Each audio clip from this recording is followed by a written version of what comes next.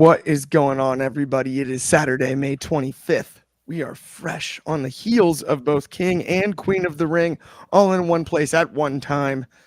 And we're going to break it down here on the daily broadcast. I'm stoked to get into it. I have a sweet crew riding with me on this fine Saturday, and there's nothing better than living on the West Coast, waking up at 9 and watching wrestling for 3 hours. It doesn't get any more fun than this. Let's get it started. I'm going to toss it out to Philadelphia, head of opinions, Anthony Ricciardi. What's up, bro? I'm doing all right. It's the first of two major pay-per-views this weekend. First time as far as I know, we're competing against a press conference in the afternoon. I mean, you might have competed against Mania when I was there, but first time I'm competing against a press conference. Let's put it that way. Looking forward to talking about it. Absolutely. I'm stoked to get into it myself. But before we do, I've got two more panelists and co-hosts to introduce. First, I'm going to send this one south down to Texas. It's my good friend Ignacio. What's going on, man? How you been? I'm doing pretty good. I hope all the Wrestling Republic fans are doing pretty good. This is the best time to catch me after a really good pay-per-view. Excited to be here on the show to talk about it. How about that? We got Ignacio in a great mood. I love it. It doesn't get any better than that on a Saturday, but I got to send this one now across the pond to Jordy. He got his hat right pre-show, and that's what counts. How are you today, Jordy? Yeah, man, I'm good. I've got the UK to myself again, which is always nice. And yeah, it's been delightful for me, like you, timing-wise, in terms of it started at 6 p.m., ended about 9 p.m. It's 10 past 9 now over here, so that's lovely compared to 10 past 4 so in the morning. So I'm happy and I'm ready to talk about it too. I really enjoyed it. It is amazing how much time change can make a show so much more enjoyable. Like for everybody involved, it's hilarious how that works out. Like, and I'm in a really, really good time zone for professional wrestling, but it's interesting how some of these international shows, it's better for everyone in a lot of ways. And that makes it more fun, especially here at Wrestling Republic, where we have everybody from different parts of the world. And so we can all watch together and stuff. And it's the best. But let's get right into this. And let's talk not Queen of the Ring just yet. Let's talk about the opening women's match. Mm-hmm. Obviously, there was the match on the pre-show, but this one opened the show. We have Becky Lynch, Liv Morgan, a title change, and a Dominic Mysterio appearance. Believe it or not. Liv Morgan is your new champion. She repeated, "I told you so," maybe 3 times. I wasn't counting, but who was? That's neither here nor there. She's the new champ. Dominic Mysterio in a sling obviously has a new allegiance or alliance with Liv here. Interesting storyline coming out of it. Also later in the show, Becky Lynch enacts her rematch clause. So we will see a rematch in the near future. Anthony, what did you think of the opening match? And then also, how about Liv Morgan, new women's world champion? I thought it was a solid opener. Becky had to step up with Rhea's injury. You needed an established champion to pass the torch, essentially, to Liv. Liv's first title reign, I've been on record as saying, I don't think it succeeded. I think it was a failure, but this time she's a heel, so maybe she can run with it. There's the soap opera aspect of it, as far as the love triangle with Dom and Rhea. If this was the Attitude Era, you're 100% certain if Rhea was clear, we were totally going to get the custody of Dom in a ladder match at SummerSlam again, which, a part of me would love to hear Michael Cole say, for the second time ever, the custody of Dom is on the line here at SummerSlam, which would be tremendous. Yes. But I love that they did it where Dom didn't just throw the chair to Liv. He threw it in the middle. And oops, it was an accident. I think this is where this is eventually going, that Dom is going to be with Liv. Rhea is going to come back over as a face, and that's probably the direction it's going to go. But like I said, it was a solid match. Becky is one of the best to help elevate people. She is better than probably any other woman in the business today as far as putting talent over and knowing how to do it. The accusations, oh, she's Hogan, like taking this up. Liv, Becky has done more to put people over than most. Guy or girl, doesn't matter. So, it was a solid match. I think Monday's match will be great. I do think Becky's probably going to take some time off. I think she is going to resign. Seth resigned. I don't see her having a reason to leave. I do think she is going to take a break, though, that she was probably going to do after Mania. Yeah, that makes a lot of sense. And also there's the contract situation, so you never know with that. But obviously, current contract does have that rematch clause, like she mentioned at the end of the show. So, like you said, it could be either way.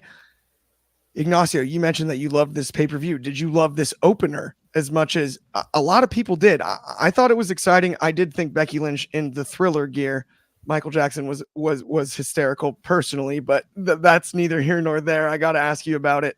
Liv Morgan as our new champ and the future for her in the Becky Lynch rivalry. Yeah, first when I saw talking about the gear, but first when I saw that, I'm like, well, that's an interesting outfit. And then when they rang the bell, I'm like, oh, she's gonna wrestle in that. Like I thought there was gonna be like something underneath, like the suit that we're wearing, Exactly. Yeah, the girls, and I was like, all right, okay, interesting. Anyway, very good match, but I think I wasn't sold on Liv Morgan as a champion or a baby face during her previous run, like Anthony mentioned before, but I've liked what she's done as far as the character development so far. I think she's a very good kind of schemy, credible heel. She's doing very good overall. I think she's better in the ring, and I didn't really think she was that bad before. Her promos have gotten better. She could probably still use a little bit of work, but she's been doing pretty good as a heel, cutting heel promos, doing heelish things, and it was a very good, solid match. I enjoyed it, but I think what makes me like Liv more is that I like the story that they're telling around this more than anything else. It was a good match, but I just think the story is what I'm into. What's going to happen next? What's going to happen with Dom? What's happened with Dom and Rhea? What's going to happen with Dom and Liv? Are they really like behind the scenes, like an item now, and then they're just conspiring to be a couple, be together, and Dom's going to come out in Raw and spill his guts on how he hated the way that Rhea treated him all this time and all this stuff, and Liv come out and say, like, you know what, I told you I was going to take everything from you. I took your title, I took your arm, I took your career, I took your boyfriend and all this stuff. That's what I'm waiting for. That's what's making me think about the story and why I enjoy it so much. Absolutely. And you got to give credit where it's due. It shows how much trust they have when it comes to Dom. The fact that while injured, he's inserted into this storyline that's so important. It's your women's world title, right? On your flagship brand, headed into the Netflix deal. The fact that he's involved is really a big deal. I mean, we've seen CM Punk involved in angles since he's been hurt, right? But there aren't very many performers that they trust with an injury to stay on TV. Usually you go away. And the fact that Dom has remained, in the forefront, I got to give credit where it's due. I've been very critical of Dom in the past, but it is impressive, and he played his role to a T. It worked. It totally worked. The heel turn was the 180 for him, because this is a performer that this was not what when he was teaming with Ray. It wasn't what we expected. Different. Yes. Yeah. The best thing was Seth Rollins mocking the question mark gear from Halloween Havoc. That was the best thing about Dom pre-heel turn by a lot. Speaking of ring gear, and back to the ring gear one more time with Becky Lynch. If she hit the moonwalk in basically the Thriller gear, I was going to pop. Like, I was waiting for it. If she hit the moonwalk. I was thinking if she looked more like a penguin from Batman, man. I wasn't thinking. No. On the watch along, I said out loud, if Mr. Penguin had a wife in Batman. I think so. It was Becky. I got a Bleacher notice. They said it was Peaky Blinders. That makes sense too. That's the hat. As soon as she lost the hat, though, that went. I did say that when she was walking down as well. Did you notice though, during the Orton Gunther match? This is really weird. Before I actually ask you about this match, Jordy, but did anybody else notice? It appeared that Becky's hat somehow ended up back on the entrance ramp, and the cameraman almost tripped over it. You sure it wasn't a fan threw something, and maybe that's why the guy. It was a hat, but it looked like the hat that Becky had been wearing. Like somehow it was just on the ramp. It looked identical to that hat. Maybe we'll pull up that footage later. I don't know if anybody in the comment section saw that. I was blown away. I was like, wait, what? That looks like the hat from Becky. And it's 2.5 hours later, no less. But the cameraman kicked it off. He tripped going backwards and then kicked it off the stage, which I found that fascinating. But neither here nor there. I do, Jordy, have to toss it to you for your opinion on the Liv and Becky situation. Do you think there's any way this is going to be hot potatoed and Becky wins it right back in this rematch? No, I don't think that's the way that they're going to do it. I think Liv was always the way that it was going to go, potentially. But I think Becky has sort of been that catalyst, if you will, in terms of making Liv a bigger heel. Because I don't know if where we were initially when Rhea got injured, Liv winning straight away was right, but now I think they've expanded the storyline. Like everyone else has said, I like the picture that they're painting here with these two. You can already kind of see where it's going in the long run. At some point, Rhea is going to come back, and Liv should absolutely have that belt when she does, because it just adds more to the storyline. Again, I like what they've done with Dom. I think the way that they've made it look like it could be an accident is very clever. I didn't kind of see that coming. I thought tonight was going to be the night where it was definitive that Dom has officially kind of turned on Rhea and is aligned with Liv, but that still technically remains to be seen because it can be portrayed as a complete accident. So, and I thought the match was great. I thought it was a great opening match. I thought they both put on a solid performance. Yeah, it was really, really good. I honestly, like I say, that the whole event, realistically, there's not much I can really say to fault it. Maybe some are predictable, which we'll speak about as we go on. But in terms of what we saw in ring, it's been a great summary of what we've seen in the rest of the tournament, because I think it's been a solid display from everyone involved, right up in both brackets, men and women, all the way up Raw and SmackDown. So yeah. I agree. I think the tournament was a rousing success. I really, truly do. I think it was a great success. And I think the brilliance of the way that they set up the Final Four, especially on the men's side, the women's as well, but on the men's side, where you had basically two different storylines running parallel. So the semifinals matches felt more important than a normal semifinal match would. Because sometimes we had surprises as well and shocks, and quite a lot of the time with WWE, we all sort of know the way that it's going to go, but we're going to see exactly how it plays out, how good the promo that Cody is inevitably going to cut is going to be. Like when it was Cody and Roman, we were like waiting for these moments. When are they going to get into the ring together? When they do, is it going to be as good as we want it to be? Whereas to beat like Lyra beating Io, that took me by surprise. Do you know what I mean? There was moments throughout this tournament where I was like, oh wow, I really didn't see that coming. So that's great as a wrestling fan to have that. 100%. I'm totally with you there, Jordy. We got a comment over here on Instagram from Rasta Claus. First he said Becky had killer gear for Saudi, and then he added, I didn't notice that, but Orton only had one shoulder down for the pin. We are going to get into the Orton and Gunther match, I assure you on that. But if you do have any insight on that, I'm not sure it was Becky's hat, but it dang sure looked like it during Randy's entrance. And I will say this too. Our good friend of the show, David Modge, added that he's going to watch it back. So if you do check that out, it's right during Orton's entrance. The hat's on the stage. You can see it when they're filming him from the angle back towards the set.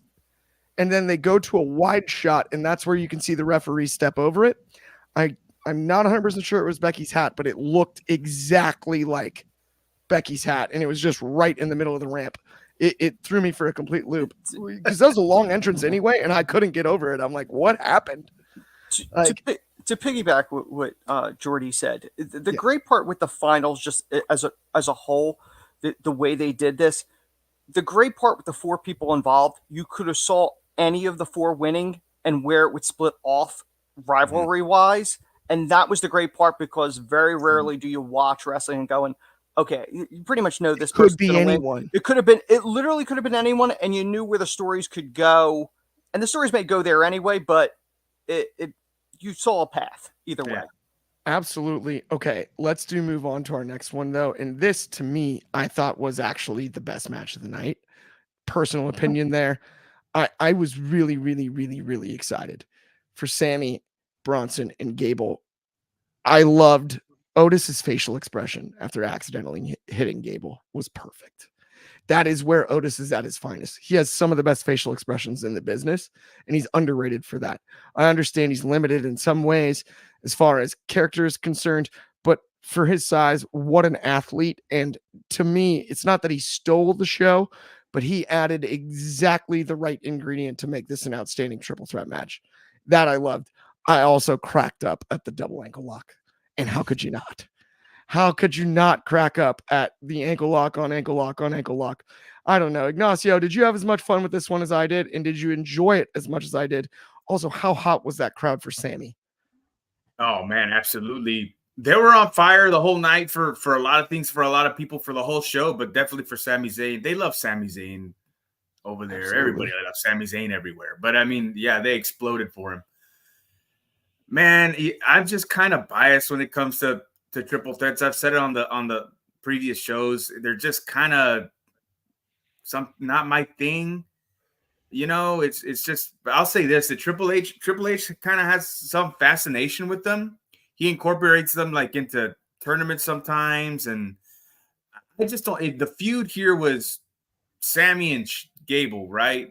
And then they intersected Braun for the purpose that they don't want Chad to take the pin yet, because they're probably going to continue the whole Sammy Gable thing.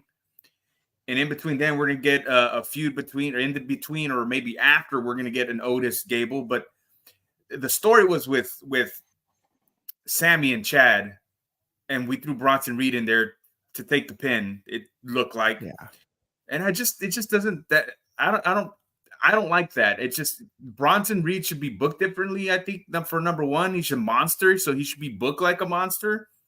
You know, he should be booked like a top contender for a world championship or the Intercontinental Championship, but not in this fashion. You know, I don't like to use the term buried very often unless it's totally justifiable. But I think it's justified here. I think Bronson Reed gets buried a lot. So if anything, I've learned that if anybody does triple threat matches or books them well, it's Triple H. Because he kind of came up in the era where they started doing them more frequently or a lot, or started doing them. Because the first one I remember seeing was in '94 in WCW. Yeah. They called it a triangle match. It was with Sting, Vader, and Big Boss Man, who was called the Guardian Angel at the time. Yep. And then later on, I knew they had other ones in ECW and Smoky Mountain, Smoky Mountain, and all that stuff. But I would enjoy them better if everybody got beat. Like if two people got beaten, like the winner beat both people, or both people got, or two people got beaten. Like yeah, Sammy beat Bronson and then he beat Gable. You're right. Or whatever. I think it just would be better booked that way, and I would be happier with it. But the match for being a triple threat, yes, it was good. Yes, the crowd was hot. It was a good story, another match with another good story to it, because you have the story continuing, like I said, with Sami Zayn and Chad Gable, and where's that going to go? And then you have the backstory, which is with Otis, and Otis has been, he says the Alpha Academy was a comedy group, and I think this past Monday on Raw, they saw Chad with the Creed brothers and so forth. So then you got that story that's going to branch off to something, but yeah, I think it's the story around the match is good. I think they told a good story in the ring. They're telling good stories behind the scene. But with Otis, I think he's been portrayed as a comedy character. But I think a good feud between Otis and Chad Gable would be pretty good, and maybe we can see what Otis can do to see if he can be salvaged as a serious threat or a serious competitor, and not just a goof, which has been portrayed 90% of this time so in true. WWE. You know what I mean? Because he's a monster, and then I remember you were telling him one time that he's I know he's got an amateur background, but he's like a legit badass like shooter. No, he is as good as any of the amateur wrestlers. And this is what's most interesting is he put a lot of the weight on after amateur wrestling. He had to cut to make heavyweight when he was competing. And the guy he's as good as, I mean, honest to goodness, I don't know the last time he's locked up when it comes to like freestyle, folk style type work, but him and Bobby Lashley would be like fascinating. That'd be a fascinating matchup stylistically when it comes to amateur wrestling, just outside of the WWE. Yeah. To your point, like he is legit as any, his resume as an All-American, a collegiate All-American is as high. I found it hilarious today. Michael Cole had a line during the main event about, I'm sorry, not Michael Cole, Corey Graves had a line during the main event about Logan Paul where he said he's been successful in everything he's done, amateur wrestling. And I laughed at that, not because he wasn't successful. Being competitive in your state in high school is a big deal.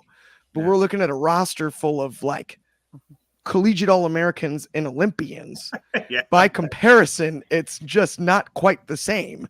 And I'll say this: it's just a lot of guys have been portrayed as goofs, and then they come back and then they revive themselves as a serious character. And I hope he gets the opportunity. Heck, Shorty G, who he's standing next to. Right? Yeah, heck, Shorty G. I think Otis's best chance is you take him off TV. You got to repackage, new look, new attitude, because it's very hard to salvage Lunchbox, Money in the Bank, and what he's been doing with Gable. Like it has to be completely redone.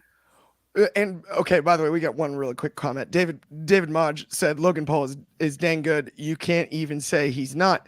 That's not what I'm saying, is that he's not good. I'm just saying to compare his amateur wrestling background to a large portion of the roster and the pro wrestlers it is a reach. That's all I'm saying, right? No, I think he's outstanding in professional wrestling. It's just different space. The reason they mentioned that was because of Cody's amateur background back in the day. That's why it was referenced. Which Cody did win a state title. Mm-hmm. Pretty sweet. Okay, but speaking of state titles, let's talk about our sponsors, our friends over at Next Level. If you're looking for wrestling content, it's a thriving community over here on Next Level. Awesome. It's free, no gimmicks, giveaways all the time, easy to sign up. And then not only that, all of our stuff and tons of other wrestling content creator stuff linked all in one place. So go to nxconnect.me/Wrestling Republic. All of our content across all of the platforms, one-stop shop. Check it out. You'll love it. We love it over here at Wrestling Republic. And let's continue on, though, with this show, because let's talk about the Queen of the Ring finals at this point. We've got Lyra Valkyria, which I'm not going to mess up. We've got Nia Jax. Nia Jax crowned Queen of the Ring merely a few weeks ago. I think actually one of the most recent times I was on a show with Jordy, I threw out a pretty spitballing suggestion about Nia Jax winning that Queen of the Ring crown and then joining the bloodline. That could be a possibility. I really enjoyed this match. The wings on Valkyria's entrance, wicked when it comes to that, was a highlight. I was like, wait, what? That's cool. Okay. The match itself, I thought delivered. They picked the right winner in my eyes. Nia Jax. I thought she killed her, by the way. I did too. Yeah, it was absolute. It was pure. Yeah, it was a annihilation, I guess. Talk about somebody that reinvented themselves. Nia 180. It's mind-blowingly impressive. Jordy, I got to ask you about it. Queen of the Ring, and then where do we go from here with Nia carrying the crown? Because the answer is not English accent, as the internet has suggested. No, I think. Well, she said WWE, so I think Bayley is the route to go. Yeah, I completely agree, man. I think it was a great match. I think it was a great night for both competitors as well.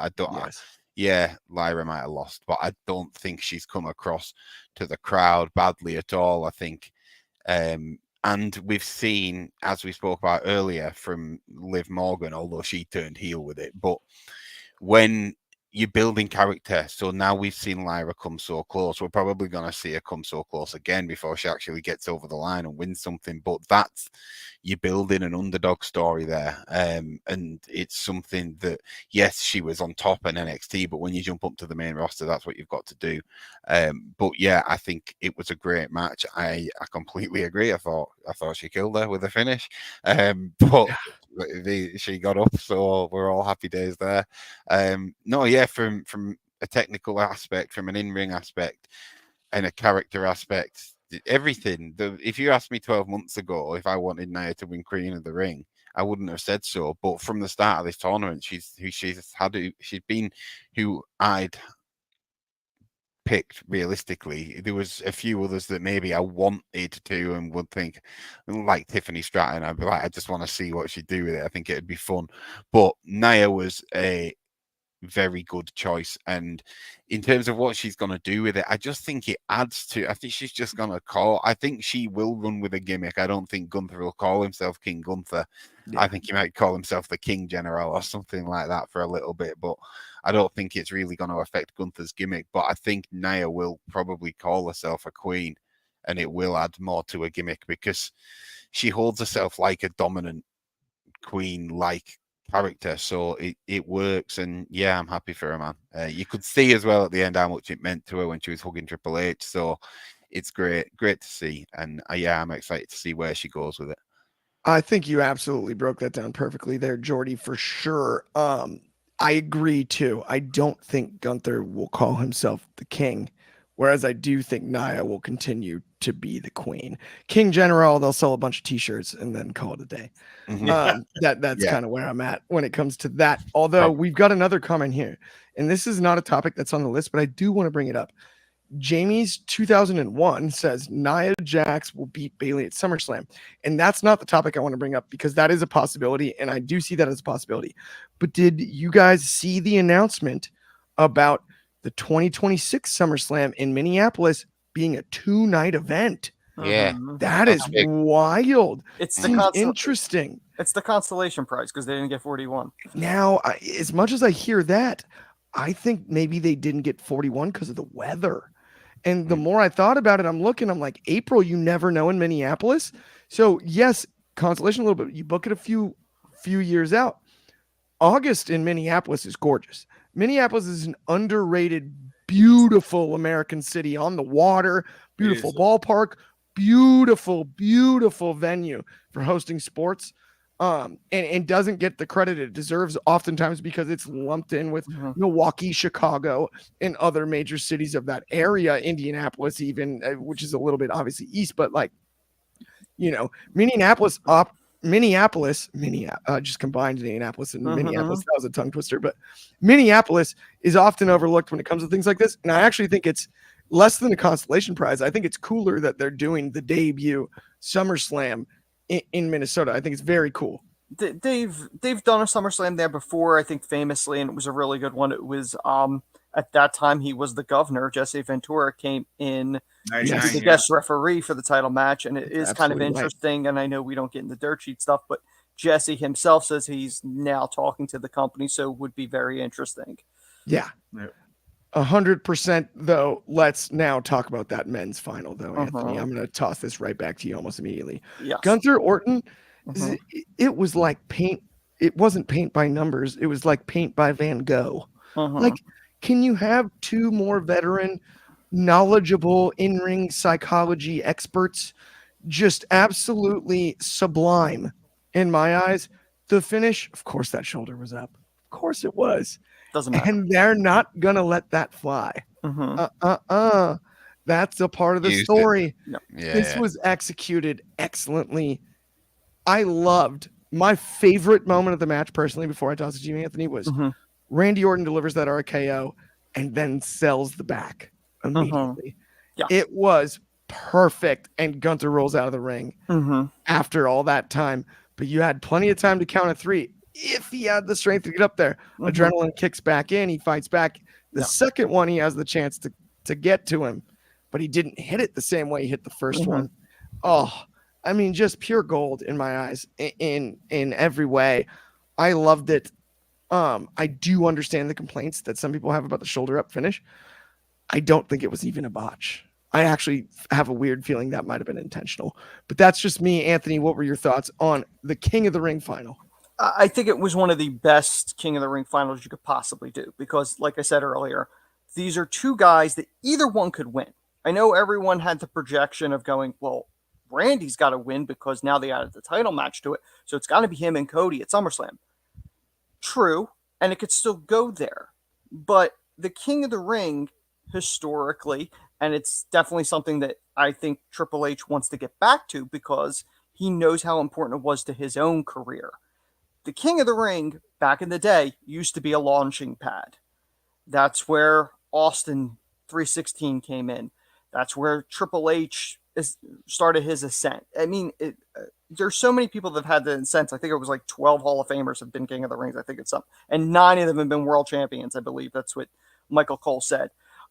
This was an unbelievable match. Gunther needed this win. To me, I had Gunther because he's the guy you need to get behind, which they did. You know, he had the dominant Intercontinental title reign, the greatest Intercontinental champion of all time. The world titles is where he needs to go. And the King of the Ring is a great spot to do that. I agree. He may not go by the King name. I could easily see them turn around and call him a Czar. The Czar Gunther or whatever, something to that effect. The shoulder being up, whether that was intentional or a botch, the great part is that's a very easy situation to pivot and build something out of that. Because let's say they go, you know what? This delivered so well. Maybe we won't do Cody Orton at SummerSlam. Maybe we'll do Gunther Orton too. I mean, there are a number of things they could do with this. Think about this. Gunther said in his post-match promo, Anthony, he said out loud, it's him and Cody. He's going to win the world title at SummerSlam. That was the first thing he said. Yeah, but that's not the case. The winner of the King of the Ring, you battle your brand's champion, which in this case would be the World Heavyweight Championship. So it's either Damian Priest or Drew. Oh yeah, no, you're right. You're battling your brand, that's why Nia is going to battle Bailey. It's not the Royal Rumble. You can pick your champion. It's true. That's very true. You're facing your brand, so he's going to face likely probably Drew unless Punk gets involved. Is my guess. Okay, before we move on to the main event, I do have to bring up one more thing about this. I liked everything about it, and then they did the crown presentation. Yes. Why did Gunther just hold it like an Academy Award and not wear it?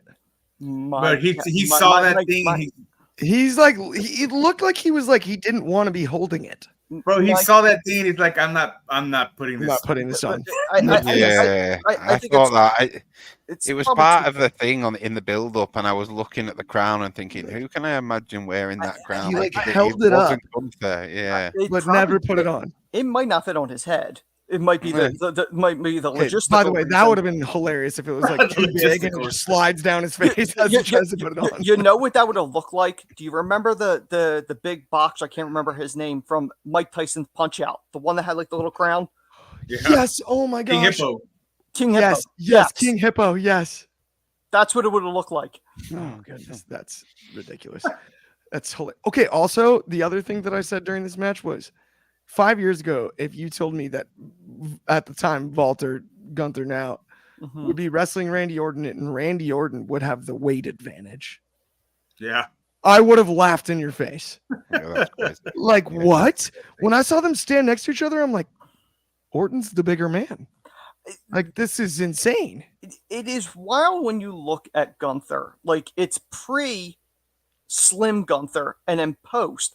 And they're both phenomenal for different, like, it's wild, that big transformation with him, just in general. Yeah, it is insane how I mean, he's in great shape. Yes. Orton, obviously, coming off the back surgery, needed to put on the weight. So, like, I'm not body shaming anybody when it comes to that. No, right? absolutely. Like, they're both in unbelievable shape and looked outstanding tonight. But let's move on to our main event. Cody Rhodes. And the Maverick Logan Paul in his green outfit. Was he honoring Misawa? I don't know. The Prime guys were there. We had the Knucks involved. It was wild. Don't get me wrong. the match over-delivered. But who in their right mind thought Logan Paul at this event, in the main event, was going to take the championship from Cody Rhodes? I don't know. Jordy, do you know anybody that thought that was in the cards today? Maybe some kids who drink nothing but Prime. Maybe. I don't know. Interesting point though. Have I missed something? Why wasn't the Prime logo in the middle of the ring? I thought I don't it was know. every PLE, but it wasn't there. So yeah, that was interesting. No, I thought it was.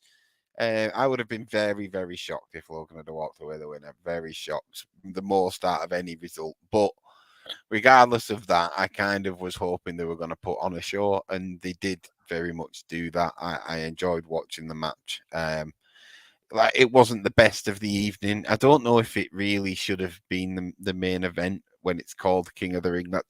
Maybe it's because I'm from a different era, but I always like, even when it's like the Royal Rumble and stuff like that, I always think the Royal Rumble should be the main event. But then I guess it becomes difficult because you've got a women's and a men's now. So which one becomes the main event? So you put the championship match there. So I get it. But because this one felt the most predictable, it felt weird to be the one that we were waiting the longest for, when I think like Gunther and Randy, I really didn't know where that one could have gone. It could have gone either way. So I just would have preferred that as the main event. But no, it was good.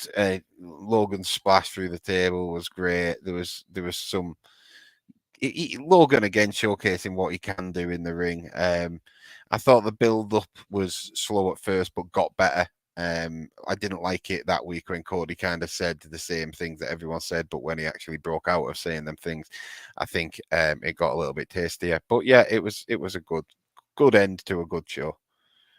100%. Yeah, I that was my issue with it, was just it felt a little like, okay, but we know Cody's going over here, right? Well, like, I mean, look, well. Go ahead, Ignacio. I mean, I didn't think they were going to take the title off of Austin when he won it. It's a great point. 3 months later, I didn't think he was going to lose it. But granted, he won it back a night later. But I mean, especially with Saudi, you never know. You know, they could tell WWE, "Hey, we want something big for the show," and then they do something like take the title off of Cody, and then he wins it on SmackDown or again or whatever, But I'm just saying, like, you kind of never know. I mean, yeah, you can say it's true, but it's just like I said, like, I didn't think they were going to take the title off of Austin, and they had that deal with Kane and the first blood match, and gimmicks were involved and all that stuff. But I mean, they took the title off of Austin, but they did. He won it on Raw the next day. But I mean, there is somewhat of a unpredictability given the history of WWE, but I mean, I get what everybody's saying. Yeah, it was predictable. It was a good match, good because, and it was a good build given that so short notice. I mean, was it 2-week build or something like that? Yeah, it was a very short build, maybe 3 weeks. But that's because they're both great promos, and they can always do a Cody and Logan too, and I'd be happy to see that also. But it's interesting to see where Cody goes from here. Who do they have? That is exactly so. I want to be very clear. I was blown away by Logan Paul's performance in the ring tonight. In no way am I trying to say the predictability took away from my enjoyment in this match.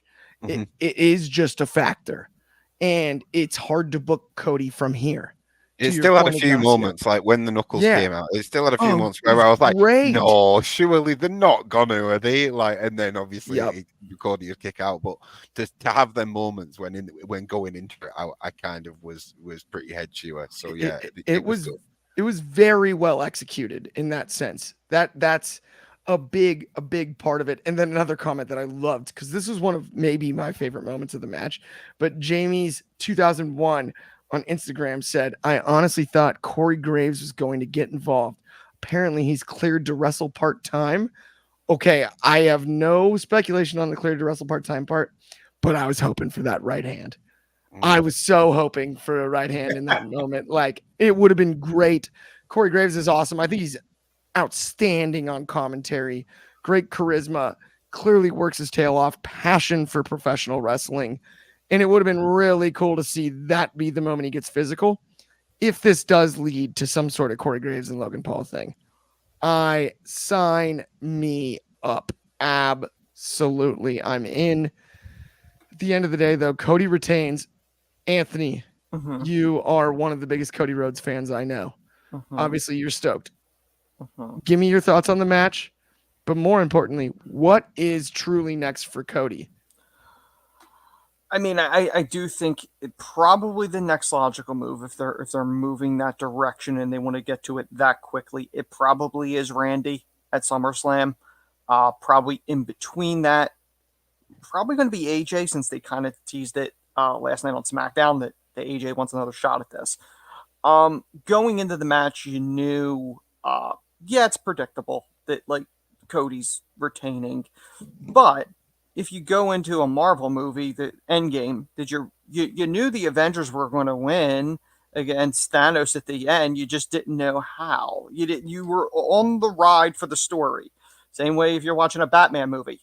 At the end of the day, Joker's probably not winning, but just in general, they told a solid story. And the amazing part, you look at Logan Paul, the limited number of matches he's had, and he has improved.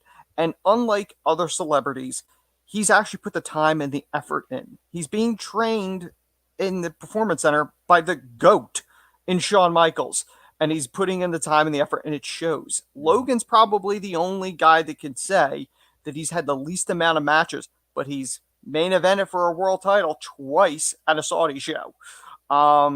Which oddly enough, the last time he wrestled the guy who Cody beat at Mania. And it was during that historic reign. You knew it was going to be a solid match visually, like the splash on the table, the camera angles was great. The build up. At no point did I think this was going to be title for title. I know it was quasi tease, but I don't know if that was Cody trying to will that into existence because he wanted to be a Grand Slam champion, or if that was intentional or not. But it was always phrased as it being for Cody's. I thought it was a solid match. They could continue the rivalry if they want. It doesn't have to be a one and done. Yeah. There's a number of avenues they can go with this, but I think Cody's reign as a whole is probably pretty safe until Roman or Rock or Braun Breaker. I think Braun Breaker is probably the most likely, if I'm being perfectly honest. If they're grooming the next guy, it's probably Braun Breaker at some point, whether or not it's against Cody's reign or not. But I think that's where this is headed. Yeah, I hear you there. I don't think so. No, I don't think they would put the belt. He's not even in the video game. I don't think they would put the belt on Brock. Honestly, Brock's probably going to retire at SummerSlam in 26 if they even decide to bring him back. Wow, that's a call of the century, by the way, Anthony. Did someone write that down? That is. Hey, listen, I thought he was going to retire at 41 if it was in Minneapolis. Because I can't go 45 minutes without complaining about Cody Rhodes multiple times, I'm going to complain about one more thing from this match. Oh, here we go. Why does it take 3 Crossroads to put away Logan Paul? That's his signature thing. But why 3? He's a champion. Stop it. There's 3 of them. Listen, why does he have to do it 3 times? By the way, when he roll said, over another one, roll over another one. Cody said, "I'm Cody Rhodes, bitch." Did anybody else? Eddie Guerrero did 3 suplexes. The 3 amigos. Yes, but how many people did he pin with that sequence? Here's the thing. I agree that he should only do the 3 on extreme situations against Brock, against Roman. It should be like weight classes. You got to be over 240. Well, it's got to be. And then that's when it takes 3. It's got to be a really heated rivalry. But there's no question that crowd's behind him singing his song. Like the fact that the crowd in Saudi was singing his song loud, both on SmackDown and today.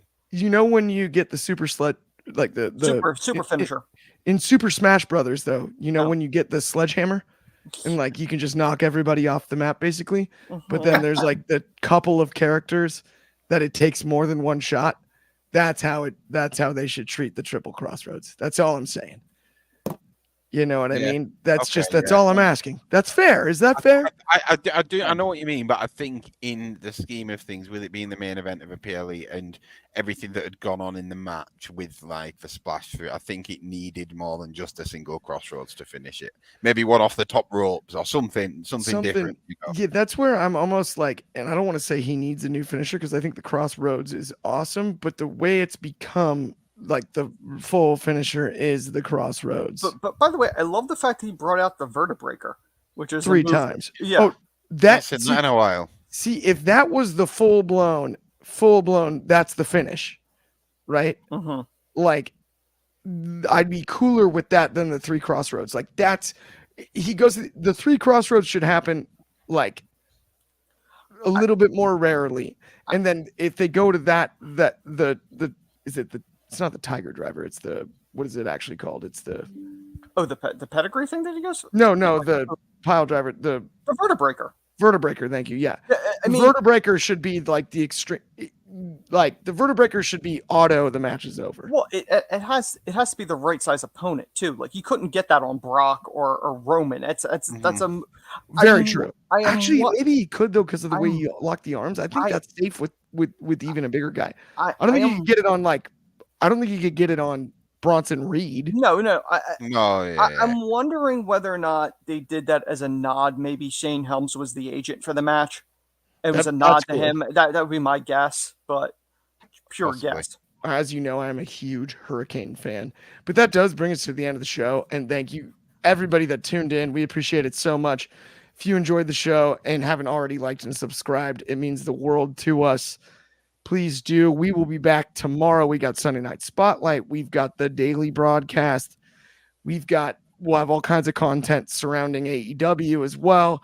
Obviously, it's been a blast of a day covering WWE today. Thank you, everybody. Once again, I can't say thank you enough.